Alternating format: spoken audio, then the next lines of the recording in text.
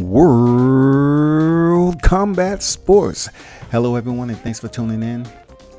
Salute to all of you who follow Facebook, Twitter, and Instagram. Smash that like button on YouTube and subscribe to the channel. It will be much appreciated. We must get straight to the point. It's been like a media geyser across the platform. There's been so much talk about the Anthony Joshua and Deontay Wilder debacle, the theme park orientated, the circus. And it's gathering up clowns every day that chooses to participate. So since there seemed to be a behavior of intoxication, so to speak, I wanna go over like a 12-step program, because a lot of these individuals are acutely delusional, believing that Deontay Wilder has not stepped up and tried to sign this contract. Let's just reflect a little bit. Light the candle, let it flicker, and if it just touched your thought process, cool. You have Joshua, who's saying no one, this is in the beginning, the inception of the whole media dialogue, because we know Joshua never wanted to face Deontay Wilder face to face and say anything. He's not that guy.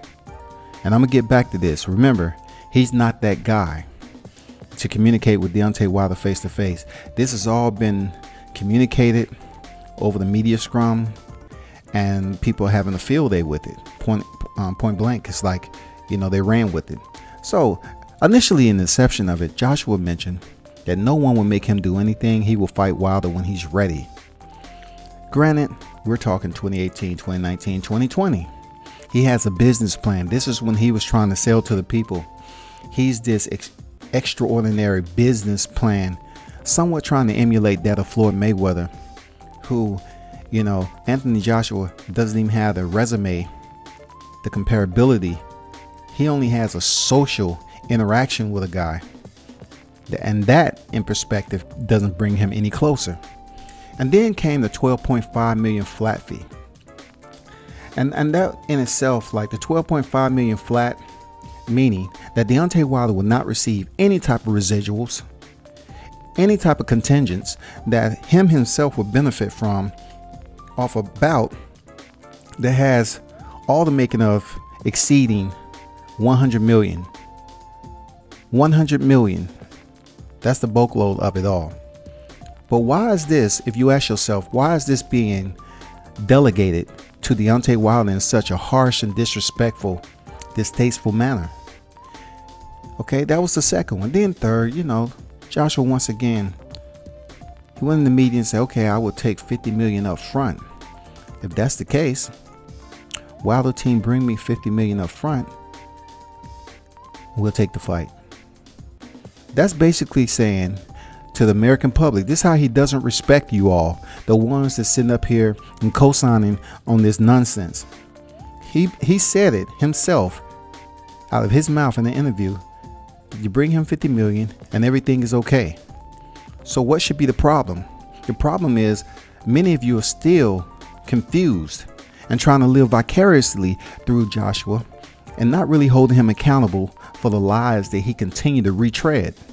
He asked for the 50 million. He asked for it. Deontay Wilder didn't suggest it. Anthony Joshua asked for it. Next, he said, change of plan. Joshua wants to fight in the UK too. Okay, the agreement for the 50 million is Deontay wanted the fight to be a venue in the US, for it to happen this year, and no rematch clause. That was the agreement for the 50 million. Wilder and his team came up with the 50 million. It was verified. Communication was sent. Dialogue was active. And the attorneys verified that the money was indeed legitimate. So why didn't the fight go on? Because Joshua turned around and said, well, you know, yeah, you got my 50 million. You stepped up to the plate. The stand-up guy, you're honest, you sustained integrity, but no respect is given back. Nothing is returned because he wants to fight in the UK. He expects Deontay Wilder to come up with 50 million, which has never been done, upfront money, to fight in the UK. when the agreement from Wilder and his team was for the fight to be in a venue in the U.S. at the end of the year, the next fight, it'll be near the end of the year, and no rematch clause. Let's move on. Joshua also mentioned 95% of the fight will happen this year. 95%. The fight will happen. Him and Deontay Wilder will happen. He's been quoted in the media as saying 95% the fight will happen this year. We all know that was a bunch of malarkey. Let me use that word, malarkey. Gibberish. It was frivolous. Anybody who's believing that at this point in time was too gullible. Moving on. Josh said, you can't offer me a buyout clause. This is after he suggested the $50 million. You can't offer me a buyout clause. I'm not here to sell my belts. No one said you were selling your belts. No one's selling anything. We're just trying to get you to the grand stage to have this mega fight, champion versus champion, for one face, one name. That's all we're trying to do. And that's what Deontay Wilder's been advocating the entire time. So respect it. Joshua, you have been the one that's hidden the silhouette of Eddie Hearns. You have chose your position in the shade, and you have did nothing that will cause you to get more fans to gravitate towards the unified heavyweight champion of the world. Nothing. You have did absolutely nothing. Nothing that you can say that can basically dilute your actions. You have sit up here and basically allowed him to be your cart before the horse, and you chose to allow him to just drive and drive and drive his own agenda, and you haven't stepped up to the plate and did anything about it. Moving on. In the interview, I like to make mention of this that he did when he visited via satellite. Okay, they had a phone conversation, him and Stephen A. Smith, and he made so much to underscore. Joshua said he's a different animal. He's never been scared of no man. You know, he's making this point to have those gullible once again believe that he is the baddest man on the planet, and he is yet to prove that in standing up for himself and getting his point across that he really wants this fight.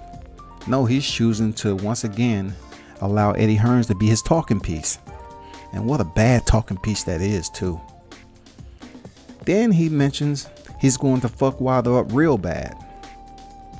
He's a well-rounded fighter. He's good on the outside and the inside. Okay, as fight fans and as him being the pugilist who steps in the ring, we pretty much understand the fight is going to be on the inside or outside. But there's several scenarios that we can reference that says opposite of that. You know, we didn't see all that nice, solid, well-rounded skill set when you was fighting Carlos Takam. We didn't see that quality all-around skill set when you just went 12 rounds with Joseph Parker and you was backing up and basically scurrying around the ring. And thank goodness that a ref was in there. One that was basically delegated for your needs and your needs only. Because time you all got remotely close to one another, that a drip of sweat might touch the other opponent, that referee was there to wipe it away. He was there. He was there for your benefit, Joshua. And you know that. Anyway, moving on. Now it comes to a point where the contract negotiations are pretty much just like a bowl of gumbo, a bowl of, slumgolian. It's just mixed all like spam meat. It's just everywhere. Wilder team reached out and they wanted the contract there at this specific time. I'm not going to go to the specifics and give a chronological order. No, I'm not going to do that. I'm going to keep it just the way I see this negotiation process going. I'm just going to keep it sporadic. I'm going to keep it energized. I'm just going to allow you, the fans, to be able to reach in and grab what you want. Now, the contract they requested to be there at a specific date. Then Eddie Hearns did not communicate back with Wilder and his team. So therefore, in not communicating, the time that they addressed for that contract to be back in their possession so they can look it over and sign it, it came after the deadline. So when they received that, they looked it over and found out that the contract was $50 million, and basically saying, listen to this now. They basically saying in the contract, right, that nothing was said in the contract. Nothing. They didn't put a fight date. They didn't stipulate a venue. Nothing, people. This is how crazy this is, and this is top-notch businessmen that's communicating with one another, trying to make one of the biggest fights in boxing heavyweight history. You know, they're trying to make this come to the surface and mature, and you can't get past the juvenility of it all. So they sit the contract back after the deadline. They didn't stipulate when the fight will happen, a venue, or anything of that sort.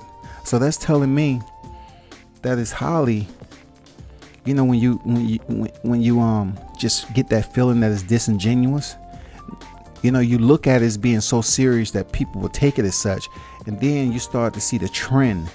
And we've seen the trend from Hearns. And right when you think he's gonna buckle down and be mature about the situation, it gets a lot more disingenuous. So they left an open-ended contract. Then after this is all said and done, Deontay Wilder has agreed to the $15 million. He's agreed to fight in the UK. Then all it has to do is, we want the bout next. That's the exclamation point right there. They want the bout next. But then all the other, well, let me procrastinate. Let me do every type of spiteful media, you know, bantering I can in Eddie Hearn, and talk around what's truly important, and nothing never came about. And then all of a sudden, what precipitated from that cloud of deception is the WBA comes out and said that Alexander Povetkin and Anthony Joshua bout has a 24-hour mandate to sign, or else Joshua will be stripped. And that 24 hours trolleyed its way up and kept it moving way past the 24-hour date, and no one said anything. And it's all that's been mentioned is they're still in negotiation. It's a tough process. We want to make sure everything right. Look, you're dealing with a 38-year-old boxer. How much negotiation process is it? This is what you've been planning from the inception. You wanted to fight Joseph Parker, and then supposedly who? That's what we're trying to figure out, because it keeps changing all the time. It keeps changing all the time. Joseph Parker, Alexander Povetkin, and then Deontay Wilder. Okay, Joseph Parker, Deontay Wilder, Tyson Fury. Which nomenclature do you want us to try to dial this in? Because it's so confusing to those who basically just peek in, they put their ear to a little bit, and then they leave and they just run with it and jump on social media and say, well, from what I'm saying, Deontay Wilder is unwilling to sign the contract, which is absolutely false. It's preposterous in many ways. So you get to that point where they had a 3-fight plan and nothing has been done. You've been skimming over the top in the media and just keep on talking and talking, and you know it's all frivolous, but as long as you can get your point out there, to place your narrative out there, and summon those media pundits that are in your in your pocket, and you get them to basically express this out to the boxing public, you feel that you basically completed your agenda. And that's exactly what's been going on. It is absolutely absurd, man. You cannot continue to go back and forth with this and not understand who's the culprit of it all, Who is the one that is the instigator? Who is the one that's the antagonist? Who is the one that continues to speak as if they want this bout to happen, but when it comes time to communicate with another businessman that's in your field of work, you choose to disrespect him and won't give him the common courtesy? Then turn around and you try to discredit and vilify Deontay Wilder and his team as not wanting to fight or not doing enough to make the fight happen, when in fact you're the one that's the Zorro that continue to ride in and out of the media scrum. And you think because you just put on this facade that people are going to see you as this hero, and it's not going to happen. It's wrong. And take a look at this, boxing fans, and I'm gonna close it down. I think I said enough. Look at it this way. Boxing right now has a serious eclipse. It's just shaded so much good in the sport. And how I say that is, for the past 3 months, the media, the message that they have been sending out here to the fans who are really enthusiastic about seeing this bout, who's going on social media advocating for this bout, it all relies as if the power move lies contingent on what Eddie Hearns do. Like he's the power move, he's the power play. This is not a chessboard, because Eddie Hearns will allow you to believe it's chess, and then when you get ready to checkmate, he will flip the table. You know, I come up with these crazy off the wall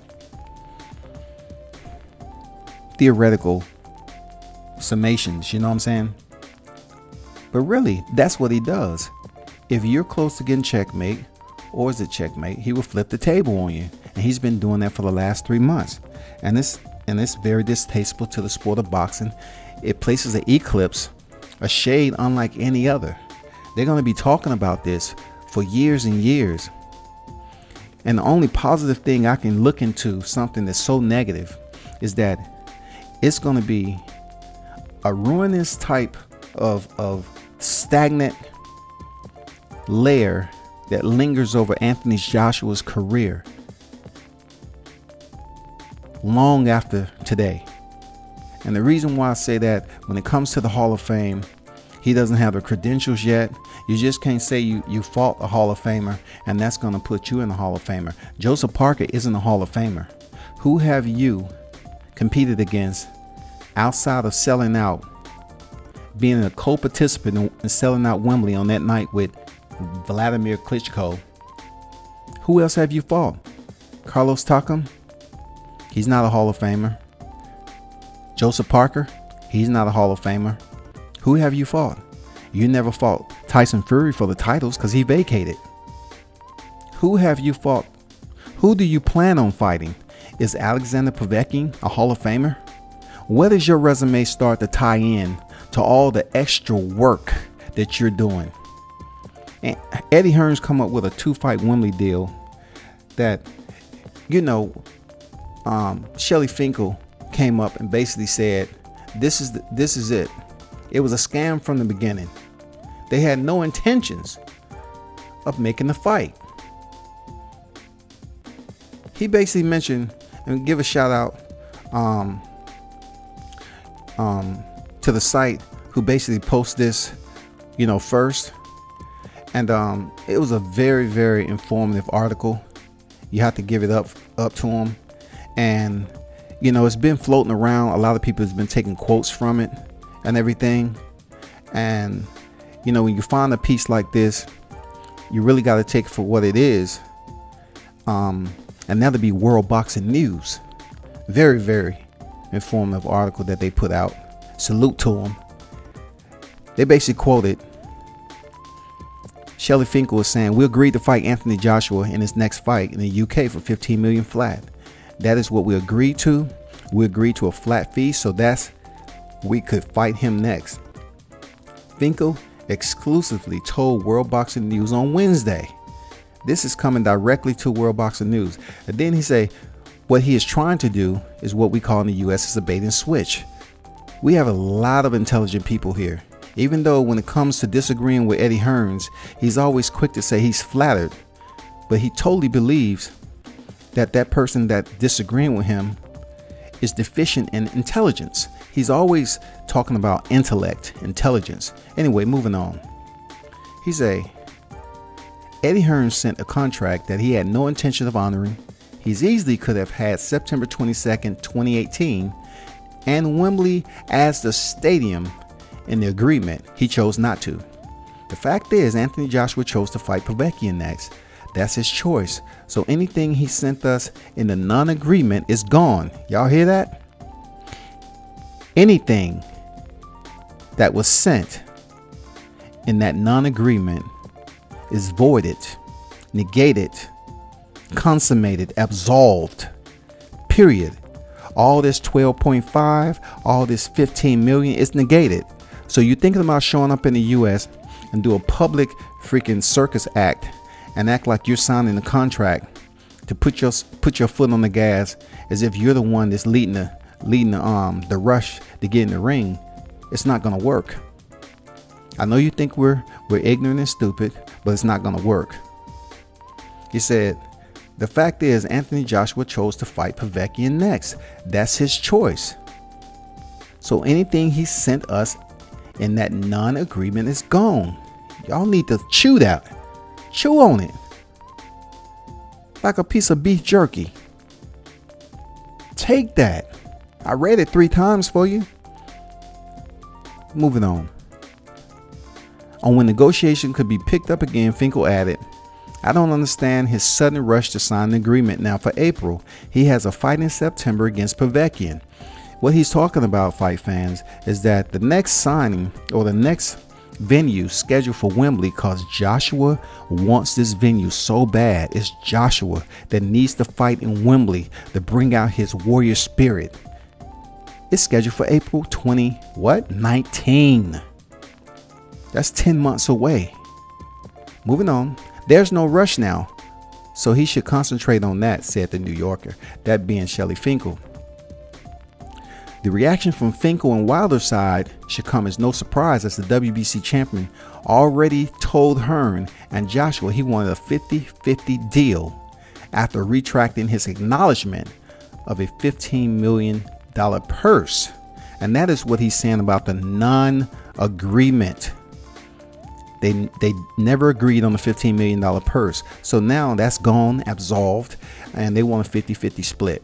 Now, of course, he go on to say there is wiggle room, maybe forthcoming from Wilder on the split side. There is wiggle room. Okay, there's been wiggle room the entire negotiation process. They've been up here compromising the entire time with the 12.5 distasteful offer, low ball, to basically saying, okay, we'll fight you in the UK. And then, you know, with the delay and the procrastinate and the disingenuous, it goes on that he goes in the media and slips up and say he wants 50 million. It's met. And then turn around and try to say, well, you give me 50 million and the fight goes in UK. You know, it says a lot about Joshua's character that's gonna be that halo over him for a long time in the sport in such a negative, ominous way. And then the article says that fight is due to take place by the end of the year, with fans keeping their fingers crossed. Wilder and Joshua will reignite now a possible $100 million 2-fight deal to take place in the UK next April, with a rematch in the United States. And that's in accordance to saying, yeah, if Deontay Wilder signed the fight in April, however that goes, and from what it seemed like in the initial contract that they sent, if Joshua wins, he get a rematch. If Wilder wins, he doesn't. So saying that the fight will take place in the US is very contradicting, unless it's on paper that Wilder gets his rematch, as Anthony Joshua gets his rematch. So that's where you have the conflict of interest when it comes to negotiating, And listen, fight fans, you don't have to believe or listen to each and every word and latch onto it as if it's substance and if it's nutrition to what you need in this boxing entree that you get every day. Hey, it's a smorgasbord out here. It's a buffet of knowledge, and it has several sites out here that can give it to you. All of what I put on here is not always going to be chronologically efficient. That's not how I want it. I'm going to allow you to reach in and grab bits and pieces and put your own puzzle together with this information. It's only right. So that's my take on the whole deal. We're going to keep your ears full. We're going to keep the audibles active, loud enough and vociferous to the point where it sounds like horns and drums. In a minute, it's going to sound like a symphony. We're going to be the conductors, and we're going to play what we want. We're not going to allow the same tune to take over in the media with this nonsense that Eddie Hearns keep on trying to get y'all to believe is a lullaby. It's not a lullaby, people. So in that, this is World Combat Sports. I appreciate it. Salute to all the members who support. Once again, be sure to look me up on Facebook, Instagram, and Twitter. And please follow me on YouTube. Smash that like button and subscribe to the channel. And we shall talk again. Be sure to turn up and tune in.